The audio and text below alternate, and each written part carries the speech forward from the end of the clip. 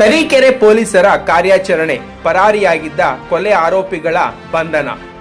ದಿನಾಂಕ 31/12/2025 ಹುಡುಗಿಯ ಹುಟ್ಟುಹಬ್ಬಕ್ಕೆ ಸಾಮಾಜಿಕ ಜಾಲತಾಣದಲ್ಲಿ ವಿಶ್ ಮಾಡಿದ್ದ ವಿಚಾರಕ್ಕೆ ರಾತ್ರಿ ಸರಿಸುಮಾರು 10:45 ಸಮಯದಲ್ಲಿ ಆರೋಪಿಗಳಾದ ಕಿರಣ್ ಮತ್ತು ಮನು ಹಾಗೂ ಇತರರು ಸೇರಿ ಅತ್ತಿಗನಾಳು ಕಡೆಗೆ ಹೋಗುವ ಬೈಪಾಸ್ ಹತ್ತಿರ ಮಂಜುನಾಥ್ 21 ವರ್ಷರವರಿಗೆ ಏಕಾಏಕಿ ಕೊಲೆ ಮಾಡುವ ಉದ್ದೇಶದಿಂದ ಕೈಯಲ್ಲಿದ್ದ ಚಾಕುವಿನಿಂದ ಹೊಟ್ಟೆಗೆ ಚುಚ್ಚಿ ಪರಾರಿಯಾಗಿದ್ದರು. ಗಾಯಾಳುವಾಗಿದ್ದ ಮಂಜುನಾಥನು ಶಿವಮೊಗ್ಗದ ಆಸ್ಪತ್ರೆಯಲ್ಲಿ ಚಿಕಿತ್ಸೆ ಫಲಕಾರಿಯಾಗದೆ ಸಾವನ್ನಪ್ಪಿರುತ್ತಾನೆ.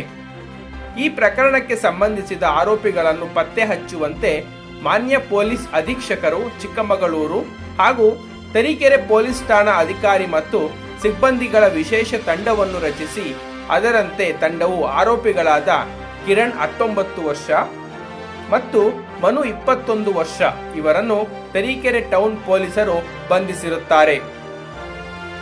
ಈ ಕಾರ್ಯಾಚರಣೆಯು ಶ್ರೀ ಜಿತೇಂದ್ರ ಕುಮಾರ್ ದಯಾಮ, ಪೊಲೀಸ್ ಅಧೀಕ್ಷಕರು ಚಿಕ್ಕಮಗಳೂರು ಹಾಗೂ ಸಿಟಿ ಜಯಕುಮಾರ್, ಹೆಚ್ಚುವರಿ ಪೊಲೀಸ್ ಅಧೀಕ್ಷಕರು ಚಿಕ್ಕಮಗಳೂರು ಹಾಗೂ ಪರಶುರಾಮಪ್ಪ, ಮಾನ್ಯ ಪೊಲೀಸ್ ಉಪನಿರೀಕ್ಷಕರು ತರೀಕೆರೆರವರುಗಳ ಮಾರ್ಗದರ್ಶನದಲ್ಲಿ ತರೀಕೆರೆಯ ಪೊಲೀಸ್ ಠಾಣೆಯ ನಿರೀಕ್ಷಕರಾದ ರಾಮಚಂದ್ರ ನಾಯಕ್, ಪಿಎಸ್ಐಗಳಾದ ನಾಗೇಂದ್ರ ನಾಯಕ್, ಆನಂದ್ ಪಾವಸ್ಕರ್, ಮಂಜುನಾಥ್ ಮನ್ನಂಗಿ, ದೇವೇಂದ್ರ ರಾಥೋಡ್ ಮತ್ತು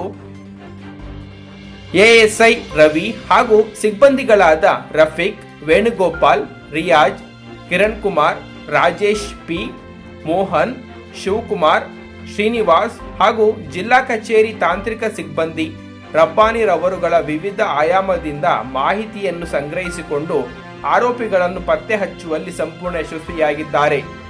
ಇವರುಗಳನ್ನು ಮಾನ್ಯ ಪೊಲೀಸ್ ಅಧೀಕ್ಷಕರು ಚಿಕ್ಕಮಗಳೂರು ರವರು ಈ ತಂಡದ ಕಾರ್ಯವನ್ನು ಶ್ಲಾಘಿಸಿದ್ದಾರೆ.